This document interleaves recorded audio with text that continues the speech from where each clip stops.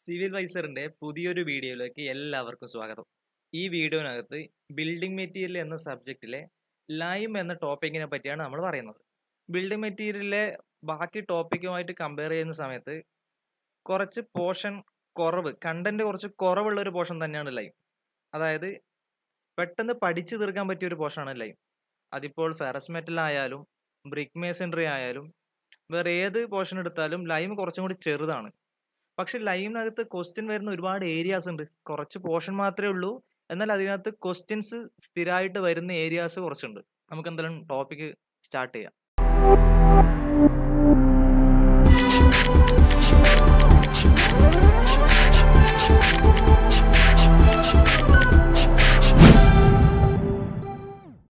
Lime പഠിക്കുമ്പോൾ നമ്മൾ ആദ്യം ചെയ്യേണ്ടത് ലൈമുമായി ബന്ധപ്പെട്ട ഈ കാണുന്ന ചില ടേംസുകൾ നമ്മൾ കറക്റ്റായിട്ട് മനസ്സിലാക്കുക എന്നുള്ളതാണ്. അത് എത്രത്തോളം നമ്മൾ കറക്റ്റായി മനസ്സിലാക്കുന്നോ അത്രത്തോളം നമുക്ക് ഇനി വരുന്ന പോർഷൻസ് കണക്ട് ചെയ്ത് മനസ്സിലാക്കിക്കൊണ്ട് ഈസിയായി പഠിക്കാം. നമുക്ക് ഫസ്റ്റ് ടേമിലേക്ക് തന്നെ പോകാം. കാൽസിനേഷൻ എന്ന് പറഞ്ഞു കഴിഞ്ഞാൽ നമുക്ക് റോ മെറ്റീരിയലായിട്ട് ലൈം ആക്കാൻ നമുക്ക് റോ മെറ്റീരിയലായിട്ട് കിട്ടുന്ന സാധനമാണ് ലൈം സ്റ്റോൺ. അതായത് കെമിക്കലി കാൽസ്യം കാർബണേറ്റ്. ഈ കാൽസ്യം കാർബണേറ്റിനെ, ഈ ലൈം സ്റ്റോണിനെ നമ്മൾ ഹീറ്റിംഗ് ടു റെഡ്നെസ് എന്ന് പറയും. അതായത് അതിനെ അങ്ങ് ചൂടാക്കി നന്നായി ചൂടാക്കുക. എന്ത് കണ്ടീഷനിലാണ് ചൂടാക്കുന്നത്? In the presence of aerobic കണ്ടീഷനിൽ അതിനെ നന്നായി അങ്ങ് ചൂടാക്കുക. അങ്ങനെ ചൂടാക്കുന്ന സമയത്ത് അതിൽ നിന്ന് കാർബൺ ഡൈ ഓക്സൈഡ് റിലീസാകും. ബാക്കി ഒരു സോളിഡ് പ്രൊഡക്റ്റ് അവിടെ ബാക്കിയുണ്ടാവും. ഈ പ്രോസസ്സാണ് calcination. Heating to redness in the presence of air, calcium കാർബണേറ്റിന്. ഇങ്ങനെ നമുക്ക് കിട്ടുന്ന ഈ പ്രൊഡക്റ്റ് CaO എന്ന് കെമിക്കലി അറിയപ്പെടുന്ന ഈ പ്രൊഡക്റ്റാണ് നമ്മുടെ ടോപ്പിക്കായ ലൈം.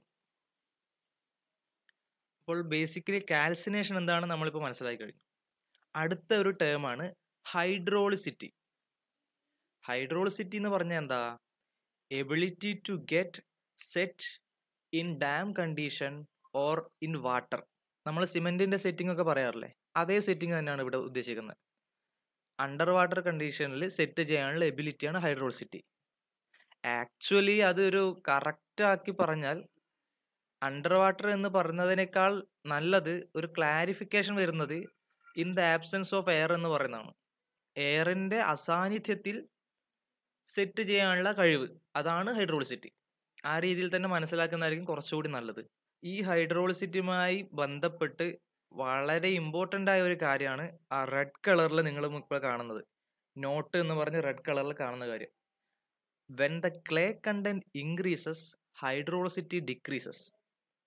നമ്മൾ ഇനി വരുന്ന പോർഷനിലൊക്കെ വളരെ ഇമ്പോർട്ടൻ്റ് ആയ ഒരു ബേസിക് നമുക്ക് അറിഞ്ഞിരിക്കേണ്ട ഒരു കാര്യമാണത്. അതായത് ഹൈഡ്രോളിസിറ്റി എന്താണ് നമ്മൾ പറഞ്ഞല്ലോ, എയറിന്റെ ആബ്സെൻസിൽ അല്ലെങ്കിൽ അണ്ടർ വാട്ടർ കണ്ടീഷനിൽ സെറ്റ് ചെയ്യാനുള്ള കഴിവാണ് ഹൈഡ്രോളിസിറ്റി. ഈ ഹൈഡ്രോളിസിറ്റി നമ്മൾ ഏത് മെറ്റീരിയലിനെ പറ്റിയാണോ പറയുന്നത് അതിൽ ക്ലേ കണ്ടന്റ് കൂടുതലാണെങ്കിൽ ഹൈഡ്രോളിസിറ്റിയും കൂടുതലായിരിക്കും. അതായത് പെട്ടെന്ന് അത് സെറ്റാവും. പെട്ടെന്ന് ഹൈഡ്രോളിസിറ്റി കൂടുന്ന പറഞ്ഞാൽ പെട്ടെന്ന് തന്നെ അത് അണ്ടർ വാട്ടർ കണ്ടീഷനിൽ അത് സെറ്റിംഗ് ആക്ഷൻ പെട്ടെന്ന് നടക്കും ക്ലേ കണ്ടന്റ് കൂടുമ്പോൾ.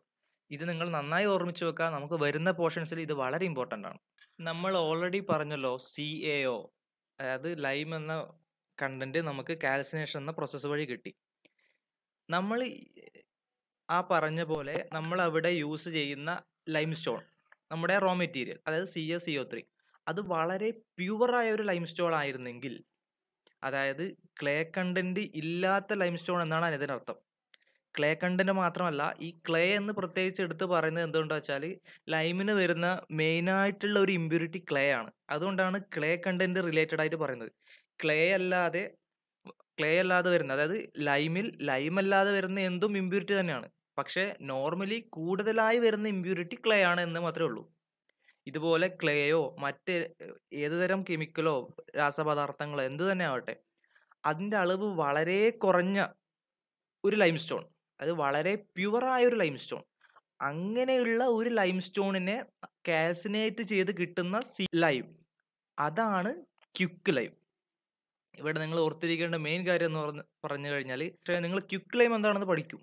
അതിനുശേഷം നിങ്ങൾ ക്വസ്റ്റ്യൻ പേപ്പർ കാണുന്ന സമയത്ത് അതിനകത്ത് നിങ്ങളോട് ചോദിക്കുന്നത് ഹോട്ട് ലൈമിനെ പറ്റിയായിരിക്കും, അല്ലെങ്കിൽ കോസ്റ്റിക് ലൈമിനെ പറ്റിയായിരിക്കും. അൾട്ടർനേറ്റ് ആയിട്ടുള്ള ടേംസ് വളരെ കൃത്യമായി നമ്മൾ ഓർത്തിരിക്കണം. അല്ലെങ്കിൽ നമ്മൾ പഠിച്ചതായിരിക്കും, പക്ഷെ ആ ടേം എന്താണെന്ന് നമുക്ക് അറിയാത്തത് കൊണ്ട് മൂലം നമ്മൾ അവിടുന്ന് വലഞ്ഞു പോകും.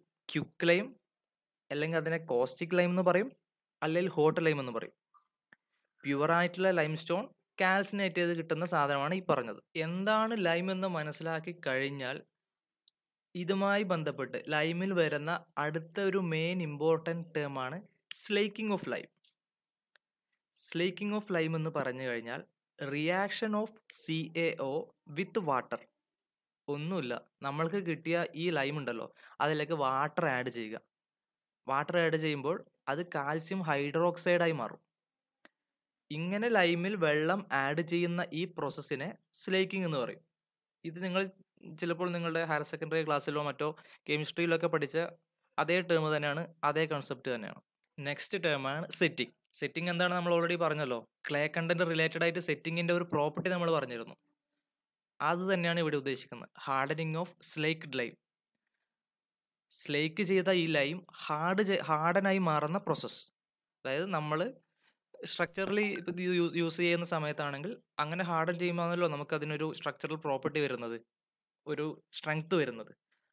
അങ്ങനെ ഇത് ഹാർഡൻ ചെയ്യുന്ന ആ പ്രോസസ്സാണ് സെറ്റിംഗ്. നമ്മൾ ലൈം തുടങ്ങിയത് മുതൽ പറയുകയാണ് നമ്മുടെ റോ മെറ്റീരിയൽ ലൈം സ്റ്റോൺ ആണെന്ന് പറഞ്ഞുകൊണ്ടിരിക്കുന്നുണ്ടല്ലോ. ഇങ്ങനെ നമുക്ക് റോ മെറ്റീരിയൽ എവിടെ നിന്നൊക്കെ കിട്ടും എന്നുള്ളൊരു പോയിന്റ് കൂടി നമ്മൾ ഇതിൻ്റെ കൂടെ ഒന്ന് ഓർത്തിരിക്കേണ്ട ആവശ്യമായിട്ടുണ്ട്. ഒരു കോമ്പറ്റേറ്റീവ് എക്സാമിന് പോകുമ്പോൾ നമ്മൾ ഈ കാര്യം കൂടി ഒന്ന് ഓർത്തിരിക്കണം. എന്തൊക്കെ സോഴ്സിൽ നിന്നാണ് ലൈം കിട്ടുന്നത്?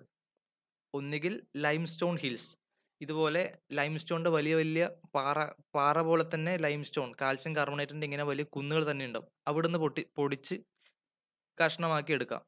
അല്ലെങ്കിൽ റിവർ ബെഡിൽ നിന്ന് നമുക്ക് ലൈം കിട്ടും റോ മെറ്റീരിയലായിട്ട്. അതുമല്ലെങ്കിൽ ബിലോ ദ ഗ്രൗണ്ട്, മണ്ണിനടിയിൽ നിന്ന് കുഴിച്ചെടുക്കുന്ന തരം ലൈം സ്റ്റോണുകളുണ്ട്. അതിനെ കങ്കാർ എന്ന് പറയും. ആ ടേം ഓർമ്മിച്ച് വെക്കുക, വളരെ ഇമ്പോർട്ടൻ്റ് ആയ ടേമാണ് കങ്കാർ. അതുമല്ലെങ്കിൽ നമ്മൾ ഈ സീ ആനിമൽസിൻ്റെ ഷെൽസ്, അതും ഒരു ലൈമിൻ്റെ ഒരു സോഴ്സാണ്, ഒരു റോ മെറ്റീരിയലായിട്ട് നമുക്ക് യൂസ് ചെയ്യാൻ പറ്റുന്ന കാര്യം തന്നെയാണ്. നെക്സ്റ്റ് വരുന്ന പോർഷൻ ലൈമിൻ്റെ ക്ലാസിഫിക്കേഷനാണ്. ഈ ക്ലാസിഫിക്കേഷൻ നടത്തുന്നതും നമ്മൾ തുടക്കം തൊട്ട് പറയുന്ന ആ ഒരു കാര്യത്തെ ബേസ് തന്നെ ആയിട്ടാണ്. അതായത് ലൈമിൽ വരുന്ന ഇമ്പ്യൂരിറ്റിയുടെ എമൗണ്ട് അനുസരിച്ചാണ് ഇവിടെ ക്ലാസിഫൈ ചെയ്തിരിക്കുന്നത്. ഓൾറെഡി നമ്മൾ പറഞ്ഞു കഴിഞ്ഞു ലൈമിലെ ഏറ്റവും കൂടുതൽ ഇമ്പോർട്ടൻ്റ് ആയിട്ട് വരുന്ന ഇമ്പ്യൂരിറ്റി ഏതാണ്? ക്ലേ തന്നെയാണ്. ഈ ക്ലേ കണ്ടന്റ് എത്രത്തോളം ലൈമിനകത്തുണ്ട് എന്നതിനെ അടിസ്ഥാനമാക്കിയിട്ടാണ് ക്ലാസിഫിക്കേഷൻ ചെയ്തിരിക്കുന്നത്. അതിൽ ഒന്നാമത്തത് ഫാറ്റ് ലൈം. ക്ലേ കണ്ടന്റ് 5% കുറഞ്ഞ ലൈമാണ് ഫാറ്റ് ലൈം. അതുകൊണ്ട് തന്നെ എന്താണ്, നമ്മൾ ഓൾറെഡി പറഞ്ഞു ക്ലേ കണ്ടന്റ് കുറഞ്ഞാൽ സെറ്റിംഗ് ആക്ഷൻ കുറയും, സെറ്റിംഗ് പെട്ടെന്ന് നടക്കില്ല. ഇതുമായി ഈ ഒരു പോയിന്റ് നിങ്ങൾ ഓൾറെഡി മനസ്സിലാക്കി വെച്ചല്ലോ. ഇതിനു കൂടെ കണക്ട് ചെയ്ത് ഒരു പോയിന്റ് കൂടി പഠിച്ചോളൂ. സെറ്റിംഗ് ആക്ഷൻ നടക്കുന്നത് എങ്ങനെയാണോ അതിന് നേരെ ഓപ്പോസിറ്റ് ആയിരിക്കും സ്ലേക്കിംഗ് ആക്ഷൻ. സെറ്റിംഗ് സ്ലോ ആണെങ്കിൽ സ്ലേക്കിംഗ് പെട്ടെന്ന് നടക്കും, സെറ്റിംഗ് പെട്ടെന്ന് നടക്കുന്നതാണെങ്കിൽ സ്ലേക്കിംഗ് സ്ലോ ആവും. അപ്പോൾ ഈ കാര്യങ്ങൾ വളരെ കൃത്യമായി മനസ്സിലാക്കി വെക്കുക, കൺഫ്യൂഷൻ ഉണ്ടാകരുത്. ക്ലേ കണ്ടന്റ് റിലേറ്റ് ടു ഹൈഡ്രോളിസിറ്റി പറഞ്ഞാൽ സെറ്റിംഗ് ആക്ഷൻ. സെറ്റിംഗ് എങ്ങനെയാണോ അതിന് ഓപ്പോസിറ്റ് ആയിരിക്കും സ്ലേക്കിംഗ് ആക്ഷൻ. ഈ 3 കാര്യങ്ങൾ കണക്ട് ചെയ്ത് ഓർമ്മിക്കുക. ഇത് ഓർമ്മിച്ചാൽ തന്നെ ലൈമിൻ്റെ നല്ലൊരു പോർഷൻ നിങ്ങൾക്ക് ഓൾറെഡി പഠിച്ചു കഴിഞ്ഞു. ഇനി വരുന്ന പോർഷൻസ് വളരെ എളുപ്പമായിരിക്കും. നമുക്ക് നോക്കാം. ഇപ്പോൾ വിഗറസ് സ്ലേക്കിംഗ് എന്ന് പറഞ്ഞു, കാരണം ക്ലേ കണ്ടന്റ് കുറവാണ്. അതുകൊണ്ട് തന്നെ സെറ്റിംഗ് ആക്ഷൻ വളരെ സ്ലോ ആയിരിക്കും. ക്ലേ കുറവായതുകൊണ്ട് ഹൈഡ്രോളിസിറ്റി കുറവാണ്, അതായത് അണ്ടർ വാട്ടറിൽ അത് സെറ്റ് ചെയ്യില്ല. അതുകൊണ്ട് തന്നെ ഇതൊരു എയർ ബൈൻഡിങ് മെറ്റീരിയലാണ്.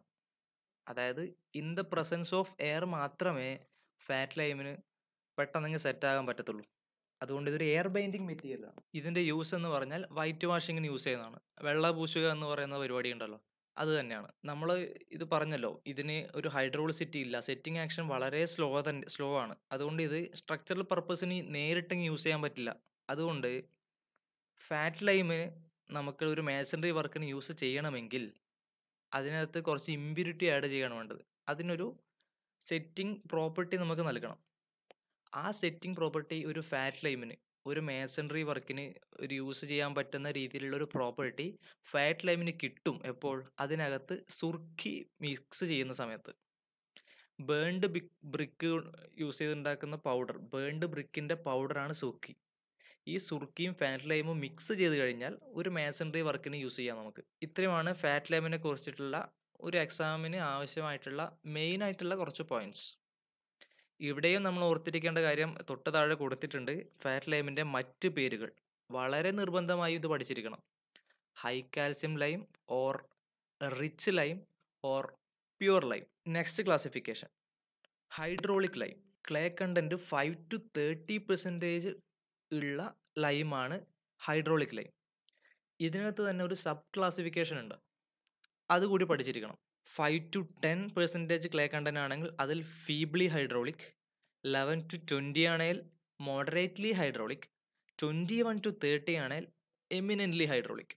ഇങ്ങനെ അതിനൊരു സബ് ക്ലാസിഫിക്കേഷൻ കൂടിയുണ്ട്. ഹൈയസ്റ്റ് സ്ട്രക്ചറൽ സ്ട്രെങ്ത് എന്ന് പറയുന്നത് എമിനൻ്റ്ലി ഹൈഡ്രോളിക്കിനാണ്. അതെന്തുകൊണ്ടാണെന്ന് പ്രത്യേകിച്ച് ഞാൻ പറയേണ്ട ആവശ്യമുണ്ടോ? ഇതുവരെ പറഞ്ഞാൽ നിങ്ങൾക്ക് തന്നെ മനസ്സിലായിട്ടുണ്ടാവുമല്ലോ എന്തുകൊണ്ടാണ്. 21 to 30% ക്ലേ അതിനകത്ത് ഉണ്ട്. അതായത് സെറ്റിംഗ് ആക്ഷൻ പെട്ടെന്ന് നടക്കുക അതിനകത്താണ്. അതുകൊണ്ട് തന്നെ സ്ട്രക്ചറൽ പർപ്പസിന് വേണ്ടി ഉപയോഗിക്കുന്നതിൽ ഏറ്റവും ബെറ്റർ ഏത് തന്നെയാണ്? എമിനൻ്റ്ലി തന്നെയാണ്. നെക്സ്റ്റ് എന്ന് പറയുന്നത് പൂവർ ലൈം. പേര് പറയുന്ന പോലെ തന്നെ നമുക്ക് ഉപയോഗം വളരെ കുറഞ്ഞ, കുറച്ച് എന്താ പറയുക, ക്വാളിറ്റി കുറഞ്ഞ ഒരു ലൈം ക്ലാസിഫിക്കേഷനാണ് poor lime. Clay content more than 30%.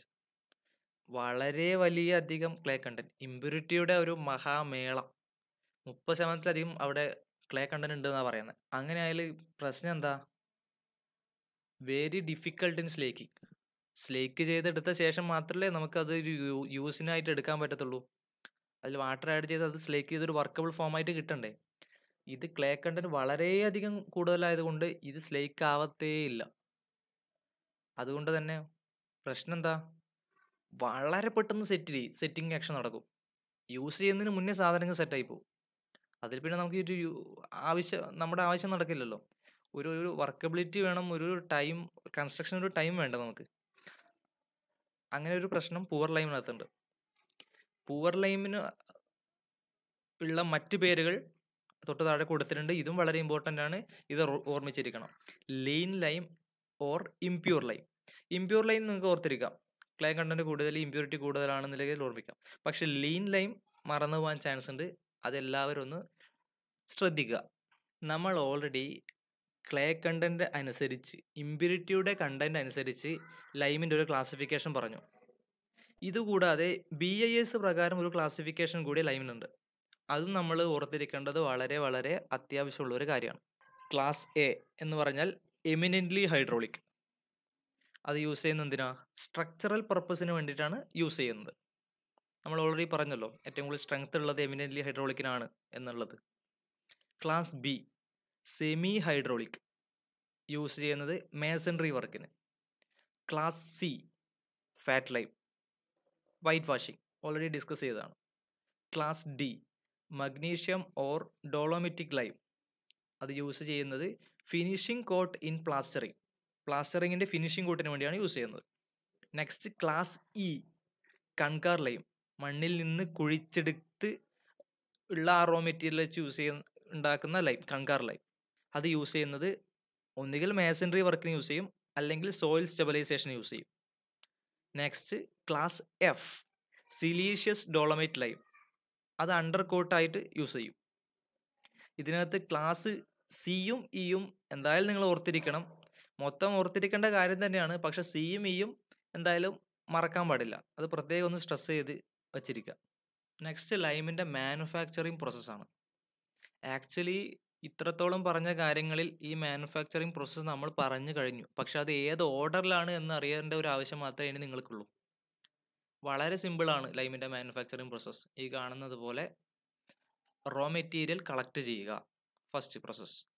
Collect ചെയ്ത റോ മെറ്റീരിയൽ കാൽസിനേഷൻ ചെയ്യുക, heating to redness in the presence of air, നേരത്തെ നമ്മൾ പറഞ്ഞ കാര്യം.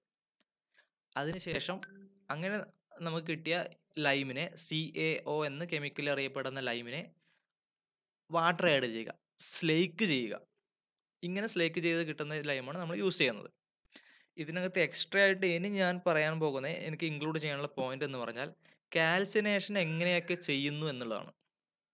നിങ്ങളിവിടെ 2 ആരോ മാർക്ക് ഇട്ടിട്ട് കാണാം, കിലിൻ, ക്ലാമ്പ്. ഇത് ആക്ച്വലി 2 രീതിയാണ്, കാൽസിനേഷൻ ചെയ്യുന്ന 2 രീതികളാണ്. നമ്മൾ ചെറിയൊരു എമൗണ്ട് ലൈമാണ് നമ്മൾ കാൽസിനേഷൻ ചെയ്യുന്നതെങ്കിൽ ടെമ്പററി ആയി നമ്മൾ ഉണ്ടാക്കുന്ന സ്ട്രക്ചറാണ് ക്ലാമ്പ് എന്ന് പറയുന്നത്. എന്നാൽ കിലിനോ ഇതിന് നേരെ ഓപ്പോസിറ്റ്, പെർമനന്റ് സ്ട്രക്ചറാണ്.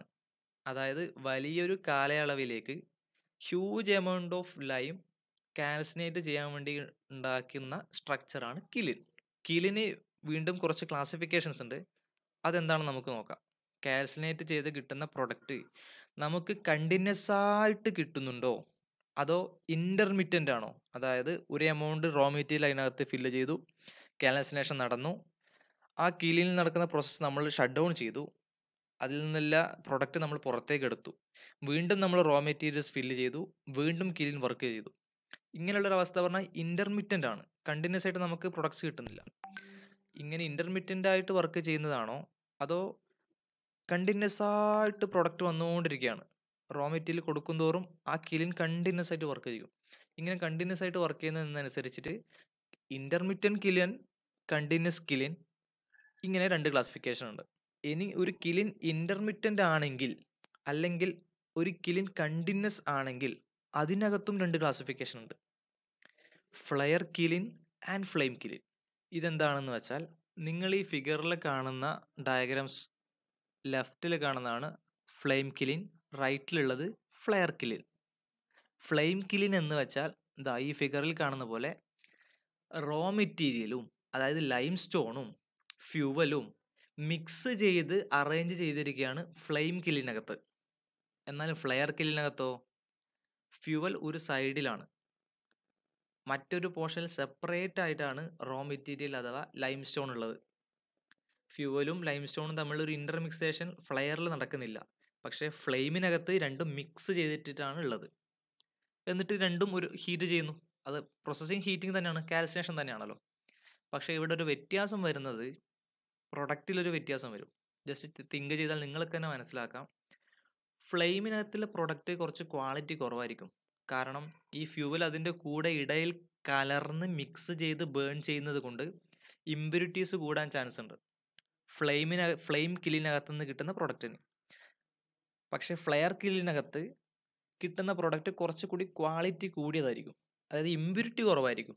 ആക്ച്വലി ഈ ഫിഗറിൽ കാണുന്നത് ഒരു ഇൻ്റർമിറ്റൻറ്റ് ഫ്ലെയിം കില്ലിനും ഇൻ്റർമിറ്റൻറ്റ് ഫ്ലെയർ കില്ലിനുമാണ്. ഇത് കണ്ടിന്യൂസ് ആയിട്ട് ഉണ്ടാകുന്ന സമയത്ത് വലിയ മാറ്റങ്ങളൊന്നുമില്ല, സ്ട്രക്ചറിൽ ഒരു മാറ്റം വേണം. എന്തിനു വേണ്ടിയിട്ട്?